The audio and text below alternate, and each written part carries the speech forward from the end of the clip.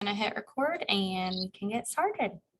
All right. All right. Well, I just want to thank you for allowing me to interview you further after participating in the survey.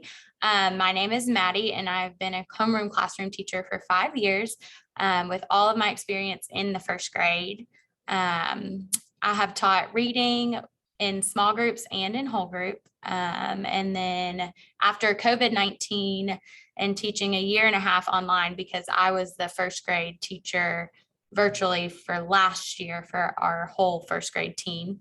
I taught a total of a year and a half online. I started to kind of wonder, how would teaching guided reading online versus in person, and how that had its effects on the overall self-efficacy of teachers.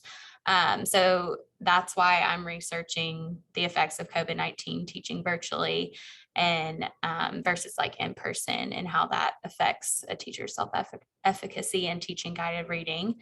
And so I'm very thankful that you're willing to discuss the topic further.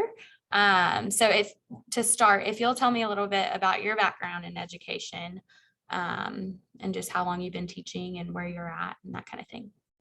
All right. This is my 4th year teaching. All 4 years have been in kindergarten, and I'm in Henderson, Kentucky. We did do NTI as well last year, and I did attempt to do some of my reading instruction online in small groups. So, okay, cool. Where did you say you were? I'm in Henderson, Kentucky. Henderson. Okay. Yeah. Okay, cool. Awesome. How many years have you been teaching? This is my 4th. 4th. Okay, awesome. Well, tell me about your recent experiences with teaching guided reading, both in the classroom setting and online. All right.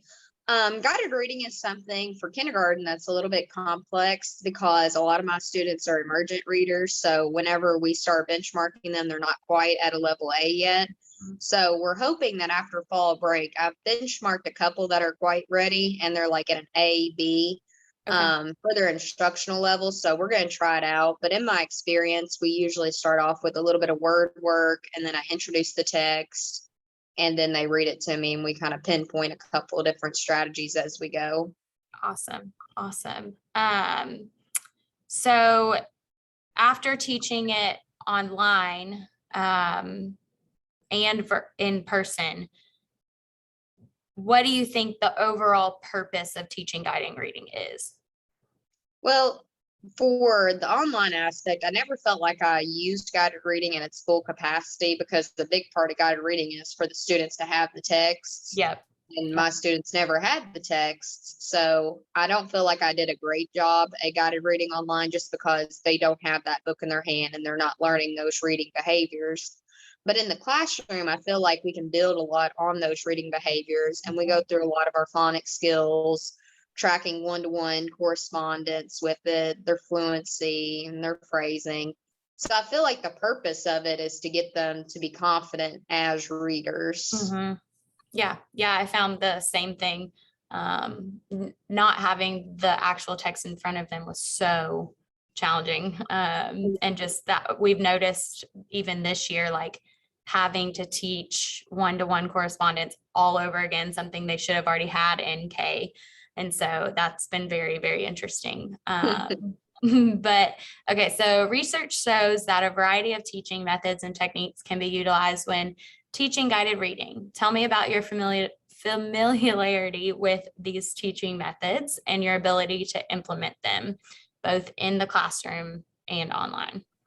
All right. My school uses the Pontus and Pinnell classroom, and with that, we have our guided reading basically laid out for us on like a little 2-page. It's very prompted. It says, teacher says this, point to this. Okay. So it's very scripted for us. But we generally start off with a little bit of word work for the first 5 minutes, and then we preview the book, do like a picture walk, and then get into it, and then focus on the comprehension aspect. Cool. Awesome. Yeah, we actually just bought the Fontes and Pinnell kit for first grade to start in guided reading and whole group. So I'm excited to do that with them. So, okay, so then tell me about the knowledge you have to be able to differentiate guided reading lessons face-to-face and online for students below grade level. What does All that look right. like to you?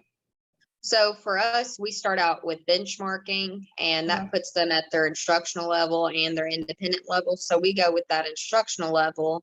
And then, like with the Pontus and Pinnell, it gives you a set of goals, and you can kind of pick the few goals that you want to target for that specific lesson. And Okay. then we go through that with them, and we focus somewhat on the skills that we're learning in class. But for my students that are below grade level, it's more or less like decoding. Okay, this Okay. is the beginning sound, and how do you stretch it out and stuff like that. So Awesome. Awesome. Did you find that that was the same online versus in person? when I did it online, I used the FPC online thing, and I would just present the book, and then Okay. I would be tracking it. And I know Okay. that kind of defeats the purpose of them tracking it, but then they Right. were able Right. to help me like with the orthographic mapping, like how to stretch it out and things like Cool. that. So Awesome. it wasn't as successful, but I still kind of got an idea of what they knew. Right. Right. That's awesome. Cool. Okay.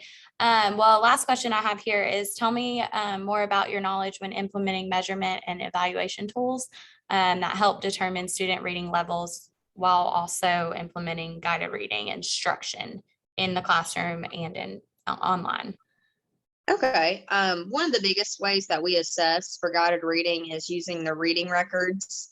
Okay. So it's like I usually pick one or two students for the lesson, and they would reread a previous text to me, kind of like with LLI.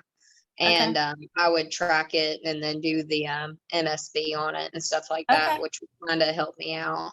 That's interesting. So you guys don't do a new text when you do a running record? No, the Huh. way they have us set it up is that it needs to be a text that they're familiar with. Familiar with? And Huh. mhm, Okay. That's interesting. yeah, Okay. versus doing it Yeah. like cold Yeah. read.